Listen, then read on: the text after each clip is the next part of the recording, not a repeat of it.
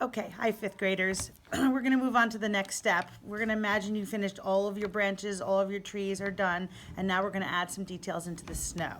Now, when little sprigs of grass grow in the snow, they often don't touch, you don't see where the root line is. So you're going to only just put few little of the leaves standing up in the snow. There are a bunch of different colors of Sharpie markers that you're going to use for this step, so you can pick and choose which ones you're going to like best. So if I were going to put some little grasses over here growing, I'd probably have a few. Notice they don't touch right here at all. Okay, they don't touch the bottom because the rest of it is kind of sunk in that white snow down there and we can't see where it touches the ground. So that's something you may do. If you're going to do some grass that's farther away, you just have to remember that the little sprigs of grass are going to be a little farther away. We don't want to cover your entire bottom. We want to do this very sparingly. Less is more, because we basically want there to be mostly a snow scene. So, and we know for when it snows, we don't always get to see everything. You can add other colors in there, like a lighter green or even a yellow or brown. That's going to definitely help things look more interesting by adding some other colors in there. I even have some tans in here, so the same thing. Okay, these other colors can be also used for different kinds of things that you need to cover. Paint splatters, maybe you accidentally drop some paint on your picture and you need to draw a piece of the wood, maybe something fell down on the woods and there's just the stump there, or maybe there's some sort of rock here. Okay, so you can kind of draw that in, color it in, and use some of the colors in order to give it a little bit of dimension, decide where the light source might be coming from, add some other colors to it.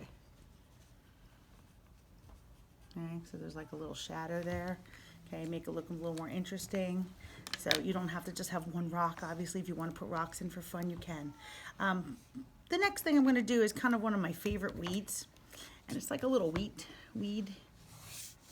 Often these weeds are dry by now, but they stick up pretty high. So you may have a couple of these pieces sticking out of the snow, but at the top, they look like a little bit of a scribble feather. And you can put them at different heights and different sizes too. Don't worry about them being perfect, but they definitely add some interest to your trees as well. Something for the background that you can do, there could be a distant tree, so maybe back here there's a little distant tree here. You're going to kind of build it similar to when we built our branches, daddy branches, big sister branches, different size branches, okay, and give the tree trunk a little bit of thickness. This tree is very far away, so it can be sitting in the snow, kind of like we did with the regular branches across our tree, and maybe we don't see a lot of detail in it. And again, there's no leaves on it because it's winter time.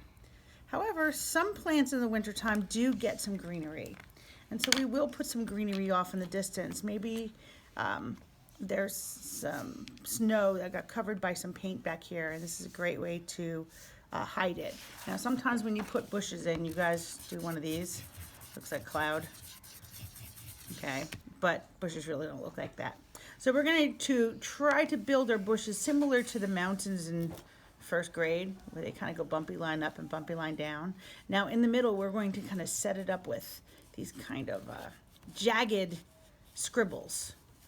It's okay for the light to shine through it because there are less leaves on evergreen plants. There aren't as many things blocking the light from going through, so you can sometimes see a little bit through the evergreen bushes off in the distance. So if I were going to basically put some evergreen bushes over here, imagine this tree is finished, and I can actually even finish it on this side if I want to, so it looks like it continues, and just fill it in with these kind of sharp scribbles, almost like your hand is very nervous. Fill it in enough that you can see what it is that you're drawing. You can actually even add some evergreen trees in the distance, so maybe without it looking like the traditional tree, okay, you're going to actually add lots of little pieces of the foliage. Make sure it's a little wider at the bottom than it is at the top. Okay. And there we go. a little wider. And always look at your artwork, because you may have to adjust things and make things look the way you want them to look in the distance. Don't overdo it though. Don't cover this full of stuff, because we want it to mostly be a snow scene, not a scene with weeds. And then next week will be our last week, and we will work on our cardinals and our dirty water shadows.